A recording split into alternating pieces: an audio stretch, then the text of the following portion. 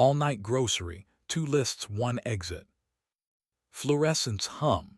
Refrigerators keep their own weather. The fight at home had run out of words before it ran out of temperature, and so I bought things we hadn't said we needed. She went to bed on her side, a country with closed borders. I walked to the all-night market with a jacket I didn't need and a list that wasn't one. Milk, bread, olive oil, something sweet if courage showed up at the shelf. A woman rubbed a cart handle with a disinfectant wipe. Dark hair in a low knot, sneakers. A ring flashed, hid, flashed again, as if it had its own pulse. She glanced up, caught me looking, and smiled the quick, neighborly smile of people who haven't yet decided whether to know each other. I wandered the produce aisle with a basket on my arm, squeezing avocados I had no intention of committing to. She appeared by the ginger, turning roots in her palm like fossils. She read a recipe on her phone and frowned the way you frown at weather reports that are both specific and unhelpful. Hot water, lemon, ginger, honey, she murmured. Ginger's got you, I said. She laughed. Good to know. She dropped a small piece of ginger in her bag and then added 2 more like bravery. Do you know the code for these? Look up codes 4612, I said. Used to work produce. She slid her phone into her coat pocket and stuck out a hand. I'm Layla, she said. And I don't live here, I promise, even though it looks like I do. Owen, I said, I also don't live here, I just come for the sermons. Her basket read like a postcard from a kitchen that still wants things. Lemons, mint, chamomile tea, a loaf whose label made promises about seeds. Mine contained milk and indecision. Is that for us? Leela asked, nodding at the intercom's apology tone. Do we count as a spill? I think we're just the unattended items, I said. She smiled and then got serious with the suddenness of a light switching. I told my husband I was taking a walk, she said, which is true. I didn't tell him the walk had aisles, she shrugged. We argued about calendars, which is to say we argued about being people. We argued about cabinets, I said, which is to say the same.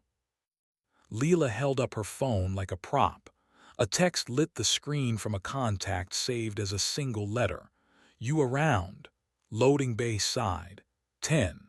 She locked the phone without opening it, the way you keep a door closed by leaning against it.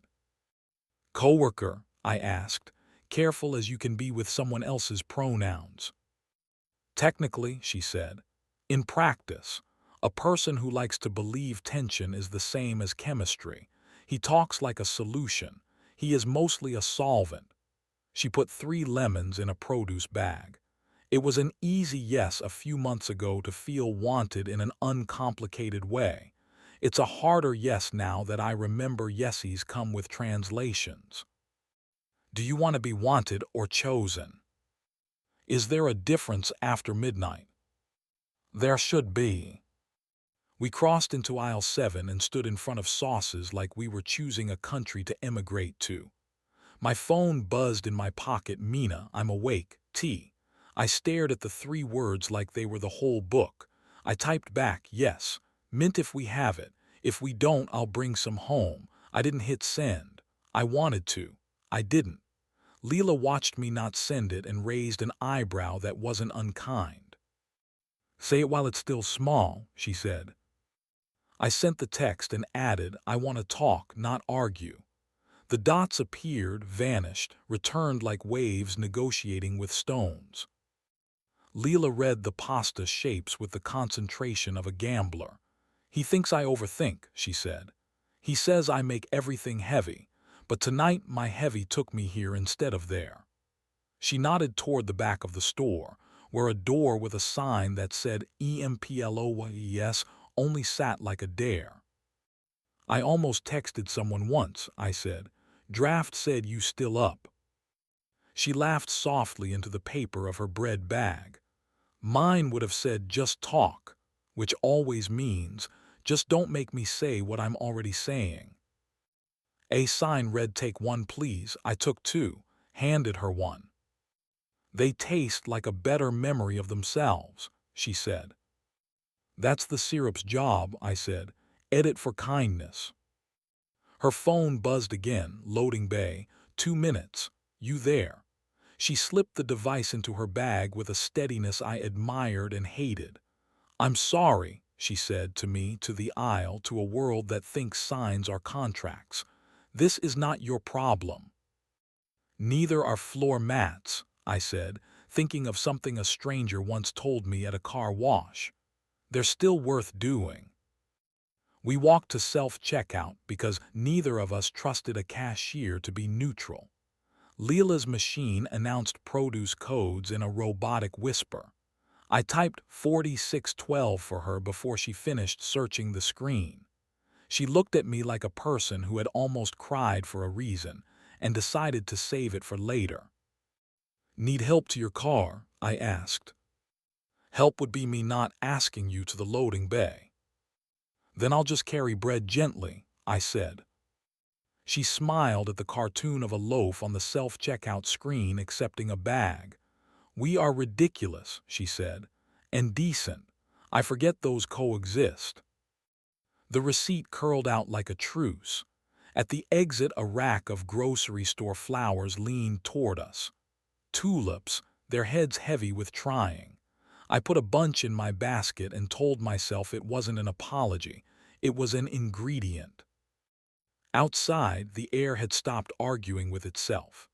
The lot was a skim of asphalt and light. We walked between cars holding paper bags. Leela stopped near the line where the public lot gives up and the loading zone begins. A sign warned "Tow Away Zone" in a font that had never meant anything to anyone who needed a sign. "This is where the story split," she said quietly. "One version has me turning right without thinking, and the other has me turning left on purpose. The right turn is shorter." "Short, another word for small later," I said. She put her bag on the hood of a car and pulled her phone out like a task. Typed, "Not tonight, not any night. I'm choosing yes somewhere else." She hovered over send. I nodded once, the smallest yes I could manufacture that didn't count as permission. She hit send. The message left like heat leaving a body. "What do I do now?" she asked. "Walk to your car," I said, "and then walk to your kitchen. Use the ginger. Boil the water you were already going to boil." "Will that fix anything?" "No," I said, "but it will keep the truth warm while you try." We reached her car. She opened the trunk and set her bag down with respect usually reserved for instruments. She looked at the mint again like it had made a good point. "Thank you," she said, "for produce codes and witness duty." "Thank you," I said, "for not asking me to be worse than I am." She shut the trunk and breathed. "Your person," she said, "does she make tea without treaties?" "She does. I don't always know how to drink it." "I hope you learn." We looked at each other and didn't exchange numbers. She got in her car and drove away in the direction of a conversation. I drove in the direction of mine. Mina had left the hall light on. She stood in the kitchen with 2 mugs. We sat at the table and chose small honesty over big posture. We made mint tea and agreed to keep talking in the morning. In the morning, the tulips would open. Someone would misread our grocery receipt as an ordinary list: milk, bread, olive oil, mint, tulips, peaches. It would not record the math we did in aisle 7, or the way a stranger declined a shorter story, or how 2 people sat at a kitchen table and chose a list that led them home.